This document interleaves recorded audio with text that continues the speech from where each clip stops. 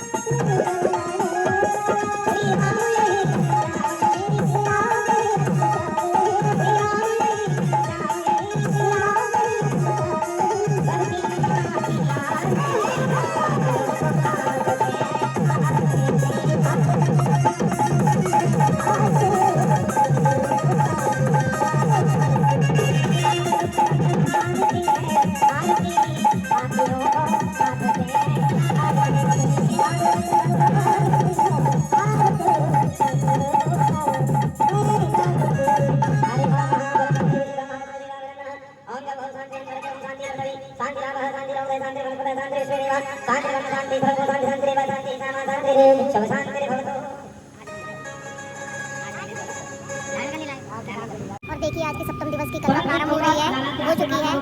देखिए ये कौवा मेरी माँ से रोटी को ले गए हुए। अरे लाला मैं तेरे कारण गरम रोटी बनाऊंगी, ताजा माखन दूंगी। और आज कृष्णा जी और गोपियों के संग की सारी रासलीला का व्याख्यान किया गया है कथा में। तो देखिए आप लोग भी आनंद लीजिए साथ में। जय जय श्री राधे राधे राधे। जय जय माखन चोर बोली वृंदावन माँ के प्यारे लाल की जय।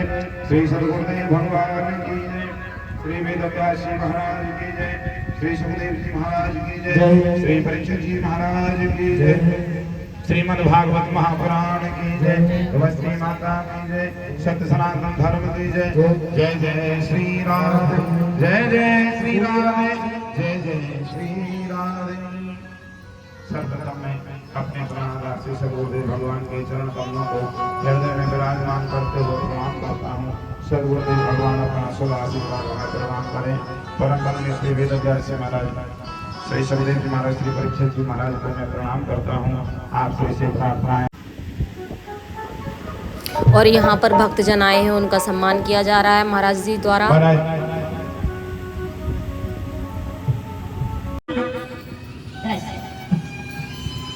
समझो बीच बाजार में कोई बच्चा मचल जाए अपने माता पिता से, अब माता पिता समझाते हैं बेटा कोई बात नहीं, पर वो मचल जाए कि नहीं मैं तो यही खिलौना ही दूंगा। ऐसे ही मैया समझा रही है कन्हैया को और कन्हैया मचल रहे हैं। और इस झांकी के दर्शन रसखान जी कर रहे हैं। रसखान जी क्या कह रहे हैं?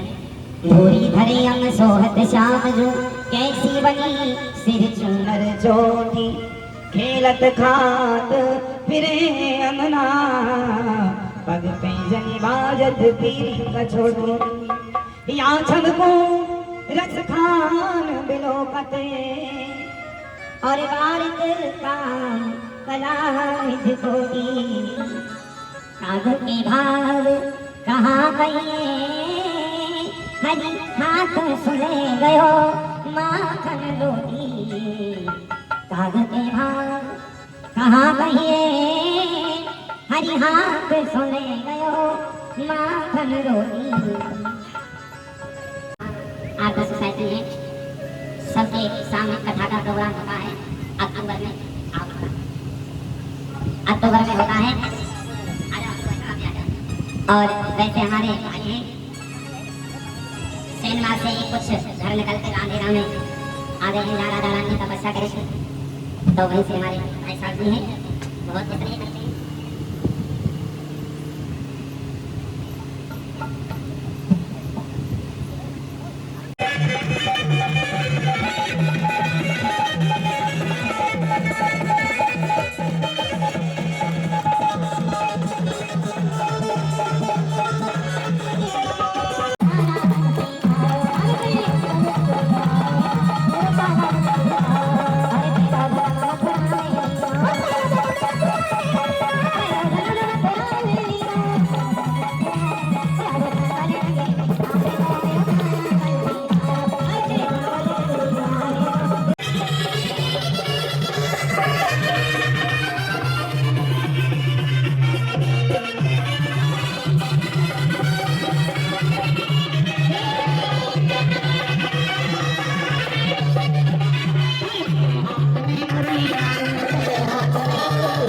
कोई शर्म नहीं करनी चाहिए। मित्र मित्र है, चाहे गरीब है चाहे अमीर है। ऐसे हाथ पकड़ के मिल गए और महाराज अंदर ले गए। अंदर जा करके त्रिलोकी का राज चलाते थे, वहीं बिठाया गए थे और देख करके मेरे प्रभु अपने आप पर रोने लगे। धिक्कार है मेरा राजा बनने के लिए, मेरे राजा होने का कोई फायदा नहीं है अगर मेरा मित्र दर दर की ठोकर खा रहा है। ऐसे बेहाल विवाइन सो पग कंटक जाल लगे के जो जीवन में अपना लेता है वह भव से पार हो जाता है। उसके बाद में भक्ति ज्ञान वैराग्य की कथा सुनी, श्रीमद् भागवत कथा सुन करके भक्ति ज्ञान वैराग्य का शारीरिक कष्ट दूर हो गया। उसके बाद में महाप्रेत धुंधकारी को भी श्रीमद् भागवत कथा सुनने से मुक्ति मिल गई। कथा सुनाने की और करवाने की और सुनने की विधि पहले दिन की कथा में आप लोगों ने सुना। दूसरे दिन की कथा में हम सभी भक्तों ने व्यास जी के जन्म की कथा सुनी, सुखदेव जी के जन्म की कथा सुनी, परीक्षित जी के जन्म की कथा सुनी, परीक्षित जी का राज शासन, कलयुग का प्रवेश और परीक्षित के द्वारा महाराज समीक ऋषि जी का अपमान, तो शृंगी ऋषि के द्वारा 7 दिन में मृत्यु होने का शाप लग गया। ये दूसरे दिन की कथा में हमने श्रवण किया। बोलिए परीक्षित जी महाराज की। कलयुग में प्रभु नाम की महिमा का वर्णन, कलयुग केवल नाम धारा समय समय नर उतने प्राणा, और कलयुग के राजाओं का वर्णन, कलयुग के अवगुणों का वर्णन। कलयुग में झूठे लेना, झूठे देना, झूठे भोजन, झूठ चवेना, झूठ का पाखंड का ऐसा अस्तित्व हो जाएगा कि महाराज विधर्मी अधर्मी सब धर्म की आड़ नहीं है, राम नाम की चादर ओढ़ने लग जाएंगे।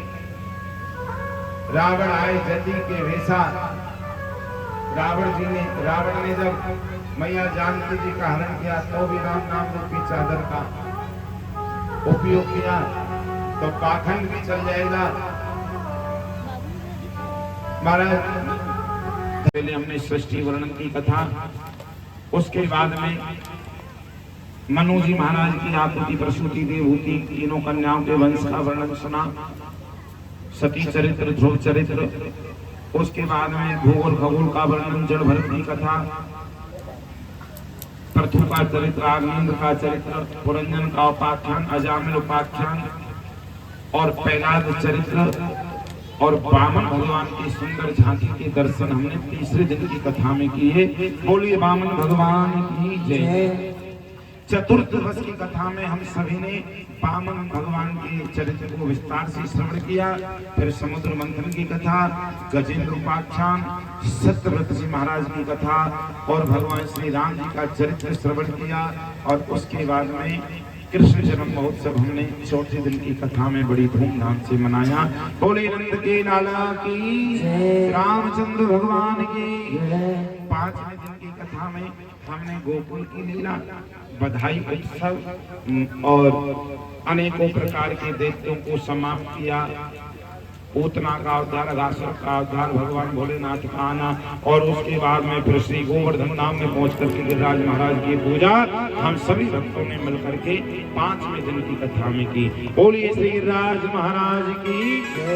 छठवें दिन की कथा में आप और हम सभी भक्तों ने यहाँ पर महाराज ठाकुर जी की जो विभिन्न लीलाएं हैं, महाराज लीला, वरुण ऐसे लौटना, अक्रूर जी का आना और कुब्जा का भाग्योदय और महाराज बड़ी सुंदर कथाओं को श्रवण किया। और उसके बाद में भगवान श्री कृष्ण और रुक्मणी जी महारानी के विवाह महोत्सव की झांकी के दर्शन हमने छठवें दिन की कथा में किए। बोले द्वारकाधीश भगवान की जय। सातवें दिन की कथा में आज हमने सबसे पहले भगवान के 16,108 विवाहों की कथा सुनी। उसके बाद में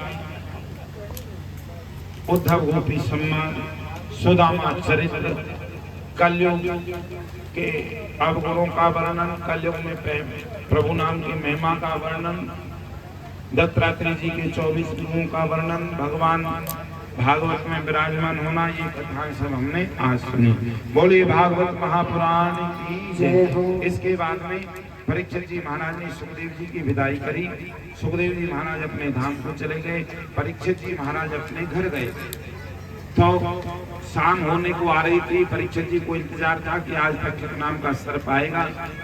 परीक्षित जी महाराज ने यज्ञ करता ब्राह्मणों को बुला लिया, भजन कीर्तन करने वालों को बुला लिया। जन्मेजय ने सैनिक लगा दी कि वो तक्षक नाम का सर्प प्रवेश नहीं कर जाए, लेकिन महाराज वो इच्छाधारी सर्प था, प्रकृति के नियम को कोई बदल नहीं सकता है। तक्षक नाम का सर्प पुष्प का रूप बना करके आ गया।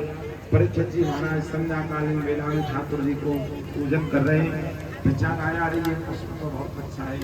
पुष्प लेकर के जैसे सूंघने लगे, उसी पुष्प में से तुरंत तक्षक प्रकट हो गया और महाराज परीक्षित को नासिका से डस गया।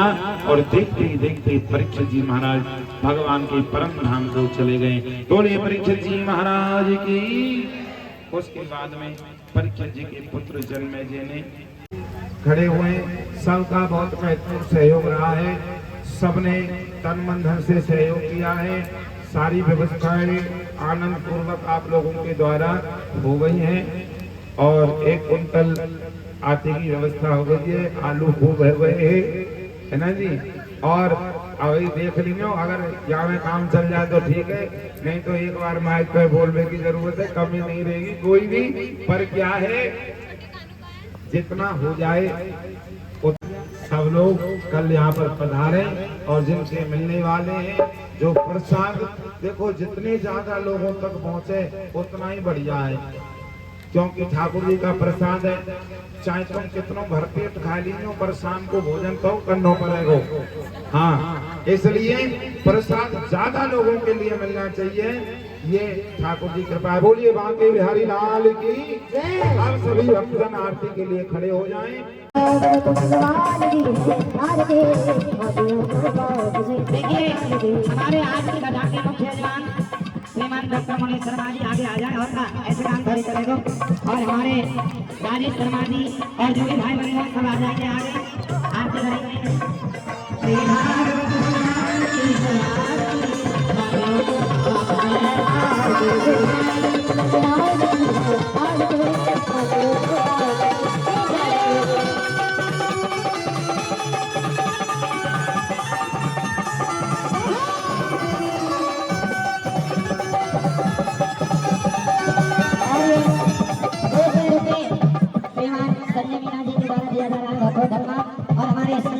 द्वारा गुप्तदारी कथा दिया गया है, बहुत बहुत धन्यवाद। अधर धर मुरली बजई आती आरती कैसे बनी